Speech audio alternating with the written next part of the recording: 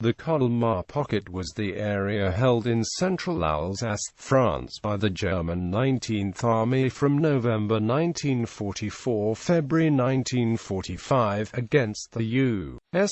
6th Army Group during World War II. It was formed when 6th AG liberated southern and northern Alsace and adjacent eastern Lorraine, but could not clear central Alsace. During Operation Nordwind in December 1944, the 19th Army attacked north out of the pocket in support of other German forces attacking south from the Saar into northern Alsace. In late January and early February 1945, the French First Army cleared the pocket of German forces. Background: formation of the pocket. A German bridgehead on the west bank of the Rhine 40 miles long and 30 miles deep was formed in November 1944 when the German defences in the Vosges Mountains collapsed under the pressure of an offensive by the U.S. 6th Army Group. General Jean de Lattre de Tassigny's French First Army forced the Belfort Gap and destroyed the German IV Luftwaffe Corps near the town of Bernhaupt, in the southern Vosges Mountains. Soon thereafter, French forces reached the Rhine in the region north of the Swiss border between Mulhouse and Basel. Likewise, in the northern Vosges Mountains, the French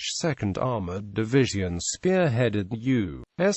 7th Army advance, forced the Savand Gap, and drove to the Rhine, liberating Strasbourg on 23 November 1944. The effect of these two advances was to collapse the German presence in southern Alsace west of the Rhine to a semicircular-shaped bridgehead centered on the town of Colmar that came to be known as the Colmar Pocket. German view. Apart from Normandy, the areas of France most bitterly defended by the Germans were Alsace and Lorraine. This occurred in part because the Allied surge across France in 1944 was slowed down by logistical difficulties as the Allies reached the easternmost extent of France. But the primary reason for the stout German defences of these regions is that Alsace and Lorraine were claimed as part of Germany and would be defended as strongly as any other German soil. This perception informed Hitler's decisions of the 24th of November and the 27th of November 1944, that committed General Siegfried Rasp's 19th Army to a do-or-die defense of the region around Colmar. On the 26th of November, the Germans formed Army Group Oberrhein under the command of Heinrich Himmler and tasked his command with the defense of the front between the Bienenwald and the Swiss border. Of prime importance to the German defense around Colmar were the bridges over the Rhine at Breisach and Chalampé, since it was over these bridges that supplies were delivered. Allied limitations. The logistical crisis and heavy combat of autumn 1944 had dulled the fighting edge of Allied forces throughout northwestern Europe, and the U.S. 6th Army Group was no exception. Restricted logistical support imposed limits on the usage of artillery ammunition and the number of divisions the Allies could effectively employ in the front lines. Faulty forecasts for the numbers of infantry replacements needed prevented U.S. rifle companies from maintaining full strength. On the part of the French, the replacement system was limited by the amount of training infrastructure they had been able to re-establish since re-entering France in August 1944, and was further strained by a controversial French decision to whiten the French forces in Alsace by sending experienced Senegalese and other colonial troops exhausted from fighting in Italy to the south and replacing them with French forces of the interior troops of varying quality and experience. While the FFI troops were capable of defensive operations, they had to undergo a steep learning curve in order to become effective at offensive operations,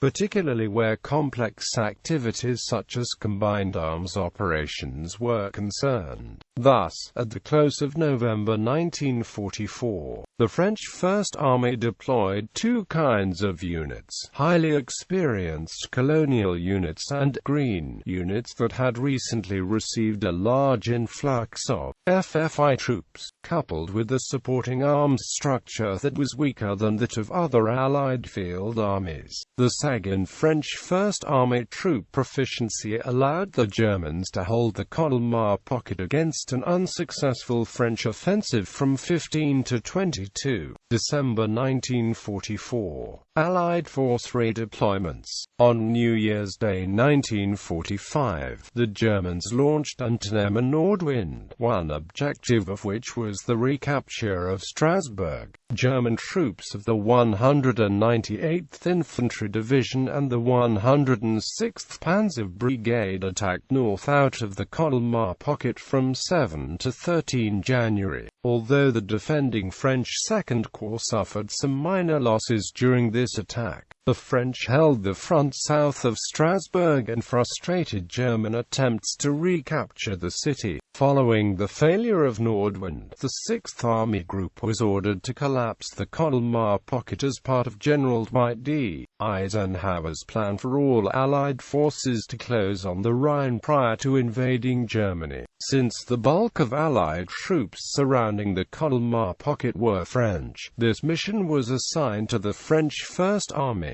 The U.S. 3rd Infantry Division had moved into the Vosges Mountains during mid-December to replace the worn-out U.S. 36th Infantry Division and so was already in place to support the reduction of the Colmar Pocket. Realizing the French would need the assistance of additional U.S. troops for the coming battle, General Jacob Devers, commander of the 6th Army Group, arranged for the transfer of a U.S. division from another part of the front.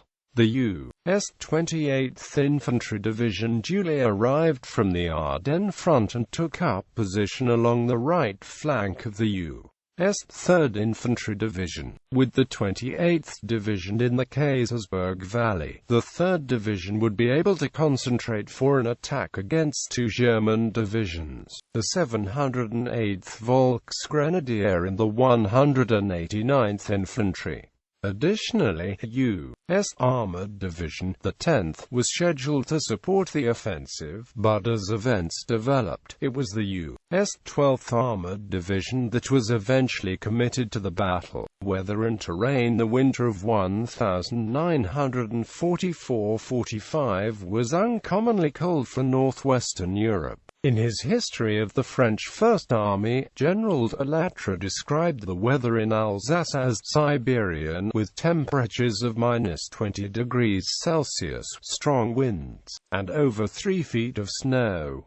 The Alsatian plain is flat and offers an attacker practically no cover other than occasional woods. The plain is also a drainage basin for the Rhine and is consequently cut by many streams and drainage canals with alluvium-coated bottoms, making them treacherous for vehicles to ford. Dotting the plain are small villages made up of sturdy masonry houses whose multi-story construction offered defending troops a commanding view of the surrounding fields. Battle. The initial French attack against the south flank of the Colmar Pocket. General Émile Bédouart's French First Corps attacked on the 20th of January 1945. The 2nd and 4th Moroccan Divisions had as their initial objective Jessheim. The 9th Colonial Division conducted secondary attacks on the right flank of the corps north of Mulhouse.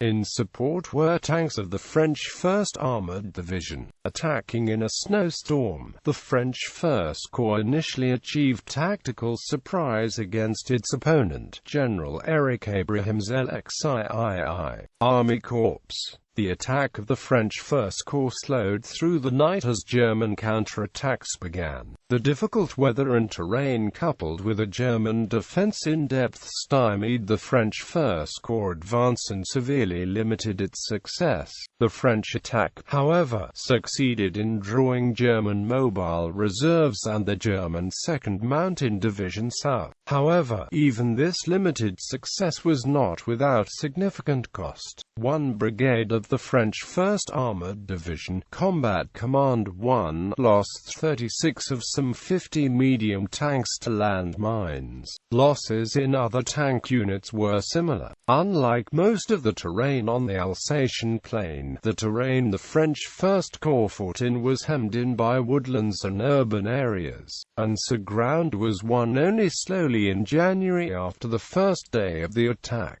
The 4th Moroccan Mountain Division was able to push only some 2 miles to the northeast in the direction of Cernay. On the 4th Division's right flank and to the southeast, the 2nd Moroccan Infantry Division enjoyed greater success, pushing almost 4 miles to the northeast in the direction of Wittelsheim. On the right flank and starting from the city of Mulhouse, the 9th Colonial Division also pushed 3 to 4 miles through the suburbs of Mulhouse in the woods north of the city, with CC-1 taking Richwiller and the 6th Colonial Infantry Regiment liberating Wittenheim. On the 24th of January, a German armored counterattack near Richwiller was repulsed by the French colonial troops, with the Germans losing 15 tanks and tank destroyers. Overall, the gains of the French First Corps were greater in the western part of its sector of the front, but the Germans in large part succeeded in stalemating the Corps' advance. The Allied attack in the north, General Joseph de Goisler de Montsabert's 2nd Corps d'Armée QT launched its attack on 22-23 January. The attacking units were the U.S. 3rd Infantry Division and the French 1st of March Infantry Division. South of the 3rd Division, the U.S. 28th Infantry Division defended its sector of the front.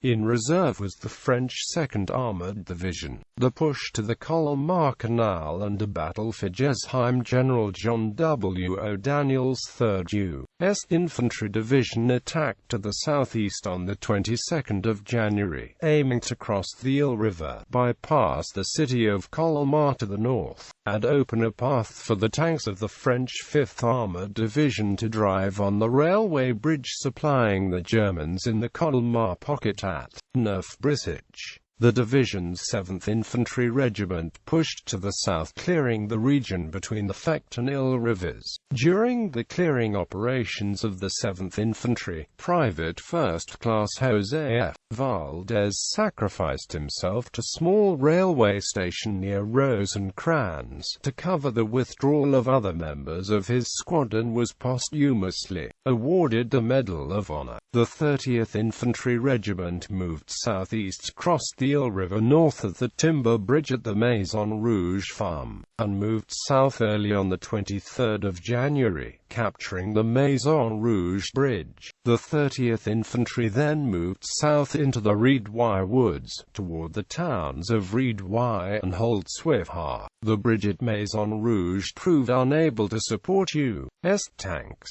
and so the 30th Infantry had only minimal anti-tank capability when they were counter-attacked late in the afternoon by German infantry and heavy tank destroyers of the 708th Volksgrenadier Division and 280th Assault Gun Battalion. Without cover and unable to dig foxholes because of the frozen terrain, the 30th Infantry was forced to withdraw, taking heavy casualties when the withdrawal assumed the character of a rout. The 30th Infantry reformed on the west bank of the Ill but was out of action for 3 days while it reorganized.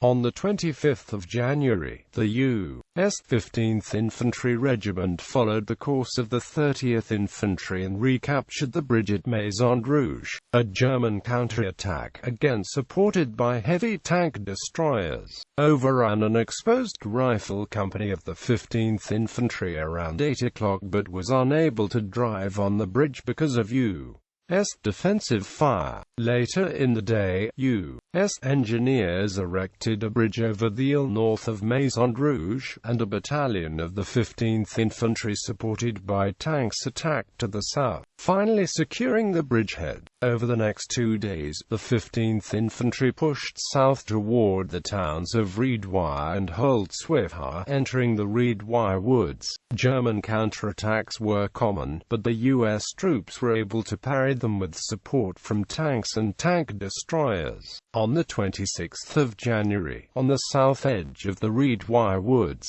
a German force of infantry and tanks emerged from Holzwihr to counterattack Company B of the 15th Infantry. Believing the odds hopeless, Lieutenant Audie Murphy ordered his men to withdraw into the woods. Murphy climbed onto a burning M10 tank destroyer and engaged the Germans with the vehicle's heavy machine gun while calling for artillery fire on his own position. Unable to determine where Murphy was firing from, the German force first became confused and then was bombed by U.S. fighter bombers that had found a hole in the clouds over the battlefield. Dismayed, the German force retreated back to Holzwihr, pursued by Lieutenant Murphy. He was subsequently awarded the Medal of Honor. Riedweiler fell to the 15th Infantry on the 26th of January, and Holzwihr was taken by the 30th Infantry on the 27th of January. The 30th Infantry continued south, reaching the Colmar Canal on the 29th of January. The capture of Jessheim was necessary to protect the north flank of the 3rd Division's advance, with the 3rd Division advancing ahead of the French 1st of March Infantry Division on the 3rd Division's north flank. General O'Daniel committed the U.S. 254th Infantry Regiment to capture Jessheim. On 26-27 January, troops of the German 136th Mountain Infantry Regiment defended Jessheim against the advance of the 254th Infantry. On 28-29 January, Jessheim was taken by the 254th Infantry, French tanks of Combat Command 6, and a battalion of the French 1st Parachute Regiment. Subsequently, the 254th Infantry continued to push east in the direction of the Rhone-Rhine Canal. Meanwhile, the 7th Infantry had moved forward, and along with the 15th Infantry Regiment and French 5th Armored Division tanks,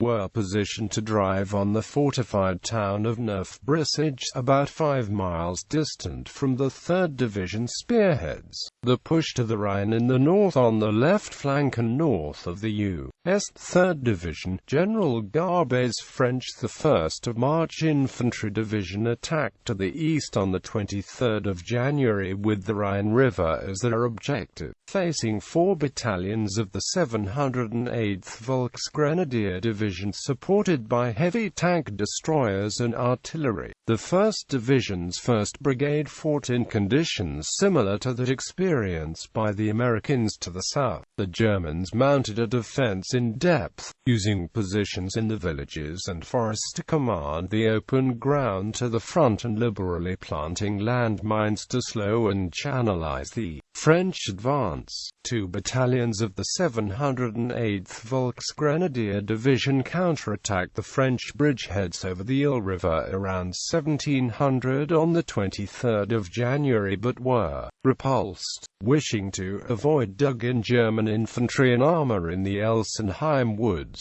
General Garbe directed the 1st Brigade to concentrate their advance along the road from Ilhausen to Elsenheim. On 26-27 January, the 1st Brigade concentrated on opening this route and skirting the obstacle posed by the Elsenheim woods, with a key attack into the woods made by the 3rd Battalion of the March Regiment of the French French Foreign Legion on the 27th of January. At heavy cost, the village of Jessheim was taken on the 28th of January by supporting tanks of the French 2nd Armored Division. Against crumbling German resistance, the French surged forward, taking Alsace and Jessheim on the 31st of January and reaching the Rhine River the following day. In the course of its operations in the Colmar Pocket, the French 1st Division suffered casualties of 220 killed, 1,240 wounded, 96 missing, and 550 trench foot cases. Allied reinforcements, noting the difficult progress of all Allied units against German resistance in the Colmar Pocket, General Alatre requested reinforcements from the U.S.6th Army Group.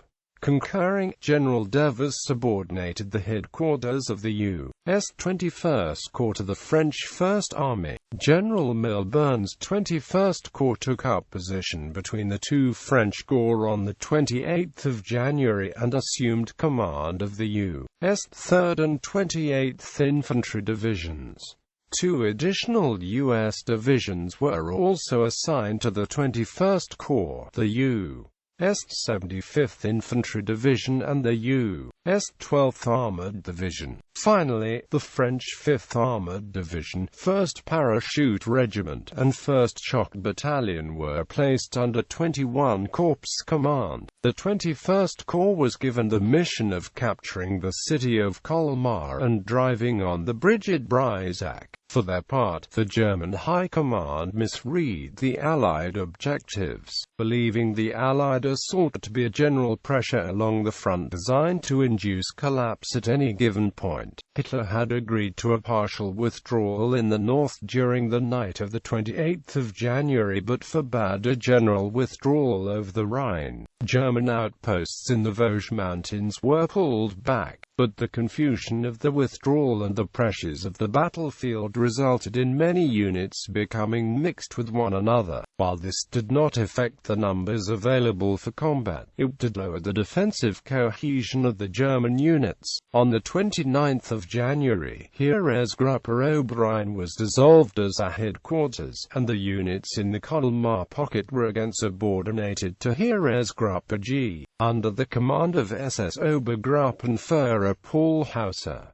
The push to the Rhine in the center, the 3rd Division continued its south and east side-stepping maneuver. On the evening of the 29th of January, divisional artillery fired 16,105 mm and 155 mm rounds during a 3-hour preparation for the assault of the 7th and 15th Infantry Regiments, south across the Colmar Canal. The infantry crossed between 2100 and midnight. After the crossings were secured, engineers began the construction of 3 Bailey bridges over the canal to enable armored vehicles to cross.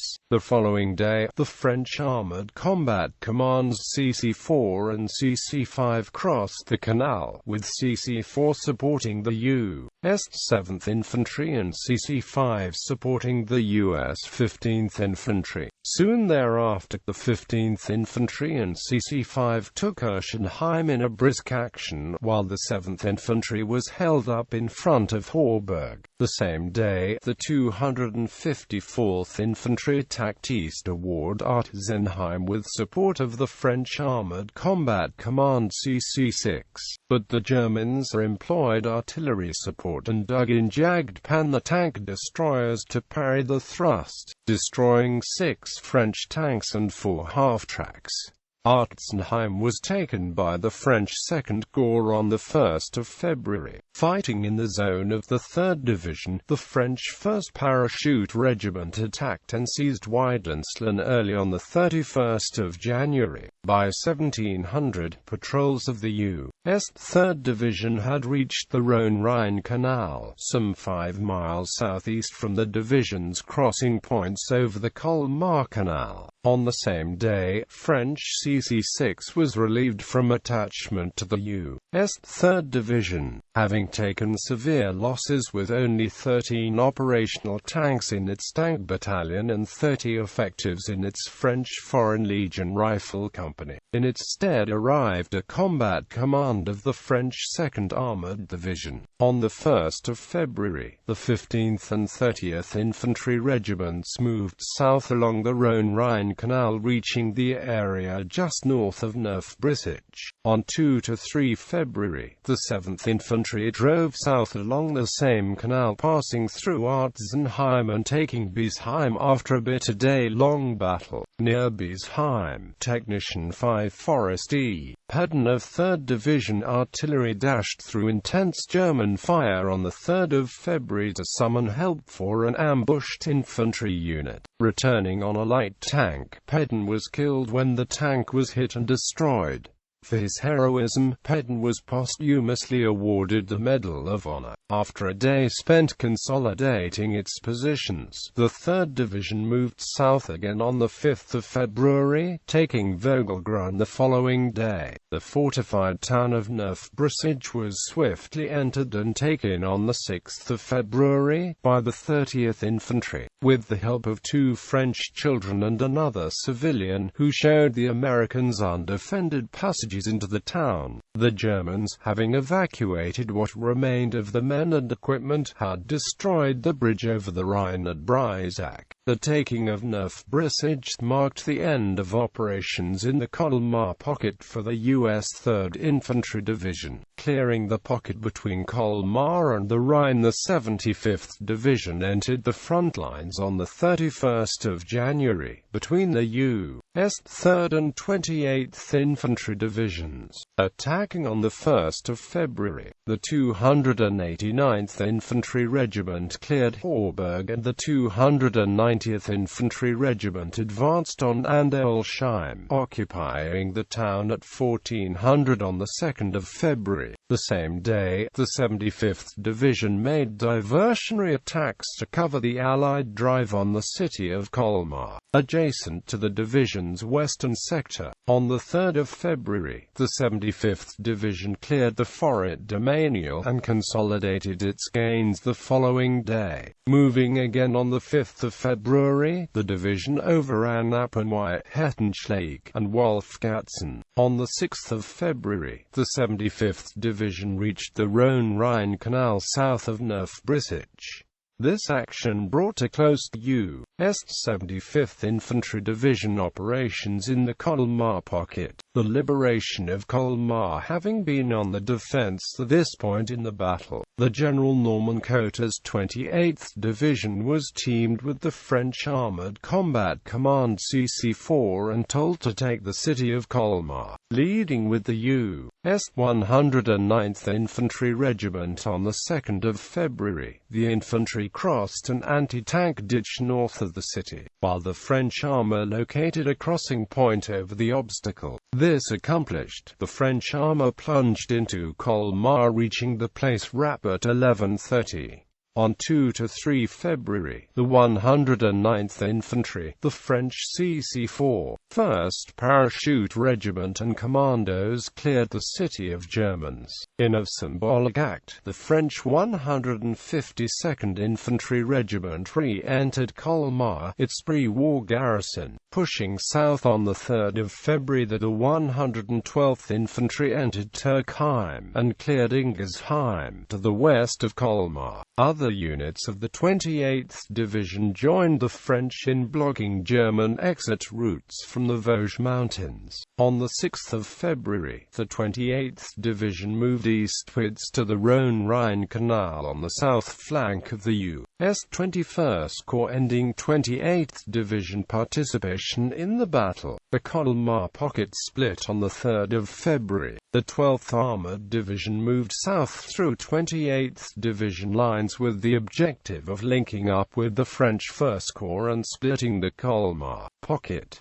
Combat Command B seized a bridgehead near Sonthofen, and CCR advanced on the road between Colmar and Rufok. The following day, CCA captured Hattstadt on the Colmar-Rufok road, but CCR found its way blocked by German defences. On the 5th of February, CCA entered Rufok and made contact with the 4th Moroccan Mountain Division of the French First Corps. Some 17 days after French First Corps launched its assault, the same day, CCR entered the village of Jessheim pres Colmar, and so the 12th Armored Division attacked, for a second time, a town named Jessheim in Alsace. Thereafter, during the battle, the 12th Armored Division screened German exit routes from the Vosges Mountains and supported the 28th Division by fire. The collapse of the Colmar Pocket. At the start of February, the French First Corps was still clearing scattered German resistance south of the Thur River between Saar and Ensisheim, both of which were still under German control.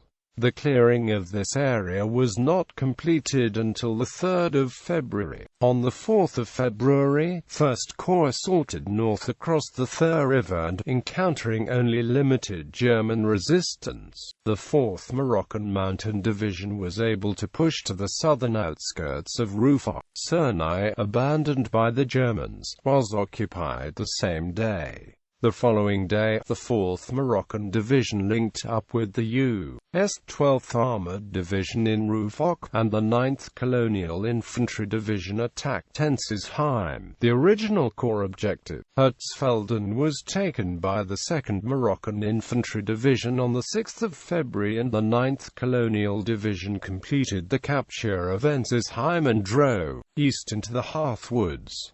On the 7th of February, both the 9th Colonial Division and 1st Armored Division reached the Rhone-Rhine Canal east of Ensisheim. The Spahis Cavalry Brigade and the 151st Infantry Regiment cleared the Heath Woods on the 8th of February, while the 1st Armored Division advanced south, toward the German bridgehead at Chalampé, in addition to linking up with elements of the French 2nd Armored Division at Fessenheim the same day. During this period, the shrinking German presence on the west side of the Rhine was subjected to heavy artillery fire and air strikes by U.S. and French aircraft. Finally, on the 9th of February, 1st Corps eliminated the German rearguard at Chalampé, and with no major German forces left on the west bank of the Rhine in the region of Colmar, the Germans blew up the bridge over the Rhine at Chalampé. This signaled the end of Allied operations in the Colmar Pocket and the end of any significant German military presence in Alsace.